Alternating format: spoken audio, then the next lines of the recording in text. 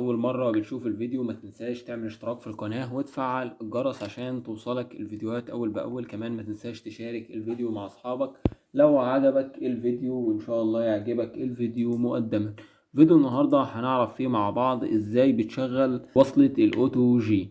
طبعا وصلة الأوتو جي لو جيت إن حضرتك تشغلها على الموبايلات الأوبو بالتأكيد مش هتشتغل معاك. لازم خطوة كده نعملها، وهي الأوتو جي ليها حاجة في الموبايل اسمها أوتو جي باور سبلاي، ده لازم تشغله، اختيار كده لازم تفعله. هنبدأ مع بعض على طول. نفتح الموبايل زي ما حضرتك شايف، بس تبقوا واخدين بالكم. لو جيت ان انا اوصل الفلاشة في الاوتو جي زي ما حضرتك شايف، نيجي ندخل الوصلة زي ما حضرتك شايف بالشكل ده. نتأكد بس ان الفلاشة مش قارية معانا. لو جيت على الذاكرة، طبعا ما هي الظاهرة معاك، كل اللي ظاهر معاك الذاكرة بتاعة الهاتف.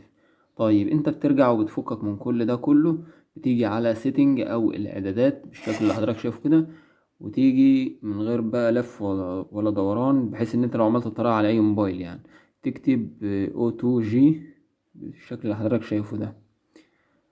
بمجرد ما تكتب اوتو جي هيظهر معاك اوتو جي كونكشن، تدخل عليها. في هنا اوتو جي كونكشن اختيار اهوت مش متفعل، فحضرتك هتفعله بالشكل ده كده. انت فعلت الاوتو جي. طبعا زي ما حضرتك شايف هو حولك على الذاكرة على طول، وادالك التحميل كده، ودخلك وراك مساحة الفلاشة، والفلاشة اللي معايا 64 جيجا.